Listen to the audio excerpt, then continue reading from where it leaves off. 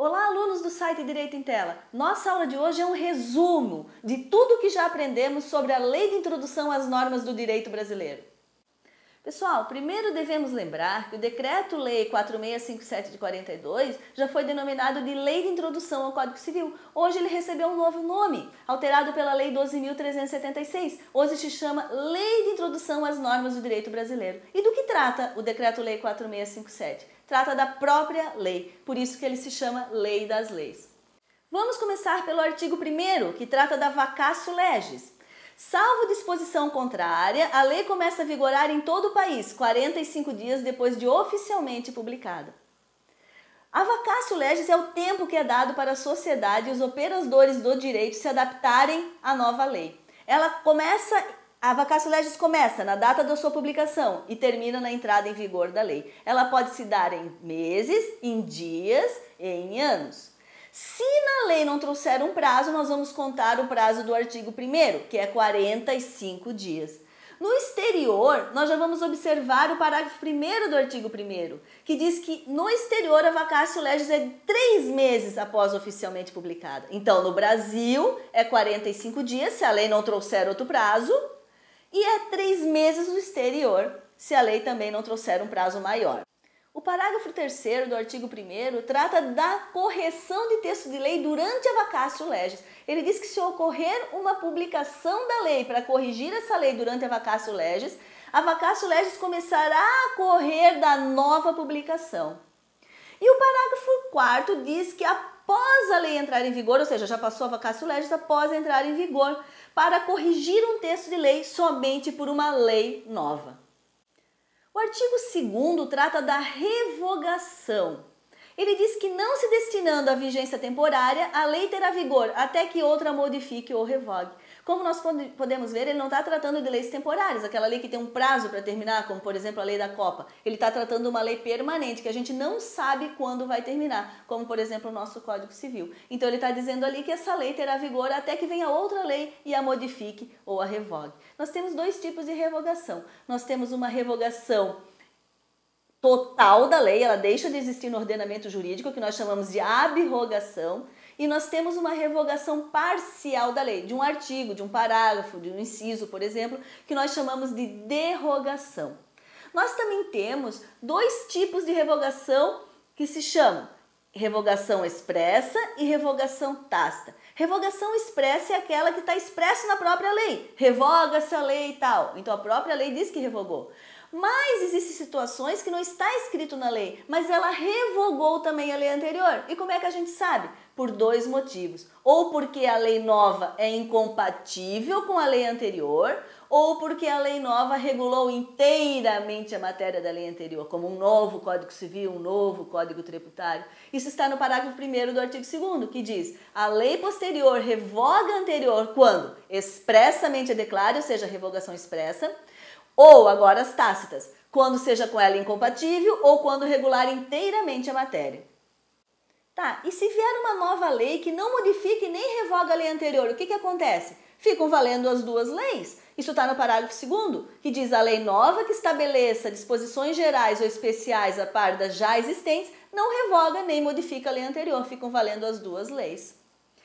E o parágrafo 3º do artigo 2º trata do instituto da repristinação. O que é repristinação? A repristinação ocorre quando uma lei revogadora ela perde a vigência e a lei revogada volta a ter vigência. No Brasil nós não temos a repristinação automática, só se estiver expresso na lei, como determina o parágrafo 3º, que diz: salvo disposição em contrário, a lei revogada não se restaura, por ter a lei revogadora perdido a vigência. A lei revogadora pode perder a vigência ou porque ela é temporária, ou ainda porque nós temos uma lei C que revogou a lei B, como nós podemos ver ali no exemplo. E aí a lei A não voltará a ter vigência, exceto se estiver expresso na lei. E se ela voltar a ter vigência, aí sim nós chamamos de repristinação. Como essa repristinação no Brasil não é automática, nós dizemos: no Brasil nós não temos a repristinação automática, só se estiver expresso na lei.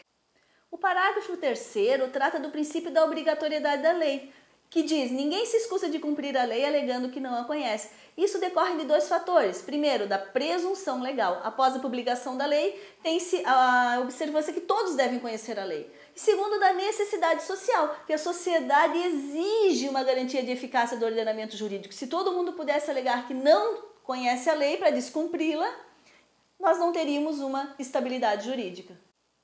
O artigo 4º diz que quando a lei for omissa, o juiz decidirá o caso, de acordo com a analogia, os costumes e princípios gerais do direito. Devemos observar que o artigo 4º só vai ser empregado quando houver uma omissão na lei, uma lacuna na lei. Porque quando o juiz encontrar a lei para o caso concreto, nós dizemos que houve uma subsunção, que é a aplicação da lei ao caso concreto.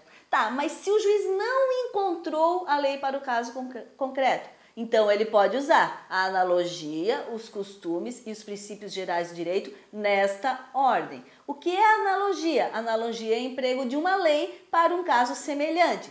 Nós temos 3 requisitos para configurar a analogia. Primeiro, que o caso concreto não esteja previsto na lei, por isso exatamente que é a analogia, que nós vamos empregar a analogia. Segundo, que o caso tenha semelhança com o caso para o qual foi criado. E terceiro, que essa semelhança seja essencial, que se refira ao elemento principal daquele caso.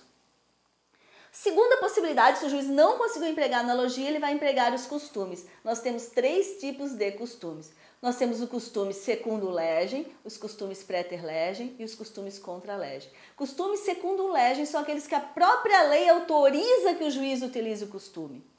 Os costumes praeter legem são aqueles que não estão autorizados pela lei, mas também não são contrários à lei. São as práticas reiteradas de uma sociedade ou de um grupo de pessoas. E os costumes contra legem são aqueles contrários à lei que o juiz não pode empregar. Se o juiz tentou a analogia, os costumes e não conseguiu ainda resolver essa lacuna existente na lei, ele vai utilizar o terceiro recurso, que são os princípios gerais do direito. Os princípios gerais do direito são ideias fundamentais que formam a base do direito, relacionados principalmente ao setor, a um ramo do direito, como ao direito tributário, direito penal, direito civil. Quando o juiz consegue resolver o caso utilizando ou a analogia, ou os costumes, ou os princípios gerais do direito, nós dizemos que ele fez uma colmatação de lacunas, ou seja, ele preencheu essa lacuna que havia na lei. O artigo 5º, ele é muito interessante porque ele trata da função social da lei. Ele diz que na aplicação da lei, o juiz atenderá aos fins sociais a que ela se dirige e às exigências do bem comum. Então o juiz não fica tão limitado à letra fria da lei, ele pode fazer uma aplicação mais maleável da lei. Podemos usar aí como exemplo a função social do contrato, na hora de analisar um contrato, a função social da propriedade também. O artigo 6º trata da irretroatividade da lei, quando diz: a lei em vigor terá efeito imediato e geral, respeitados o ato jurídico perfeito, o direito adquirido e a coisa julgada. Vejam bem, ela tem efeito imediato e geral, ou seja, a lei anda da sua entrada em vigor para frente, ela não atinge os casos pretéritos, os casos passados. Tá, mas se por um acaso a lei for retroativa, estiver no corpo dela que ela é retroativa, e ela atingir os casos passados, o que acontece? Aí nós devemos observar que se isso ocorrer, ela não pode ofender, não pode ser contrária aos ato jurídico perfeito, ao direito adquirido e à coisa julgada. O que é ato jurídico perfeito? Ato jurídico perfeito é aquele ato realizado de acordo com a lei vigente na época. Atos ilegais não são atos jurídicos perfeitos, só atos que estão de acordo com a lei. O que é direito adquirido? Direito adquirido é aquele direito que já está incorporado ao patrimônio da pessoa. É aquele direito que a pessoa ou alguém por ela já pode exercer. E o que é coisa julgada? Coisa julgada é aquele caso que não cabe mais recurso. Já foi decidido na justiça e agora não cabe mais recurso. O artigo 7º trata da territorialidade. O que é territorialidade? Territorialidade é quando a lei de um país se aplica naquele país. Por exemplo, uma lei brasileira se aplica no Brasil. O que é extraterritorialidade? É quando uma lei de um país se aplica em outro país. Por exemplo, uma lei da Alemanha vai se aplicar aqui no Brasil. O Brasil adotou a teoria da territorialidade moderada. Como é que a gente sabe disso? Porque está no artigo 7º, ele diz: a lei do país em que for domiciliada a pessoa determina as regras sobre o começo e o fim da personalidade, o nome, a capacidade e os direitos de família. Vemos pelo artigo 7º também que nós temos um estatuto pessoal. O que é estatuto pessoal? Quando o estrangeiro é regido pelas leis do seu país de origem. E o Brasil adotou a lei do domicílio, não a lei de onde a pessoa nasceu, mas sim onde ela está domiciliada. Então, por exemplo, um alemão reside nos Estados Unidos e veio para o Brasil. Se for o caso, para adotar a lei para ele, vai ser utilizada a lei de onde ele reside, que é nos Estados Unidos, e não da Alemanha, que é onde ele nasceu. Vamos lá, alunos!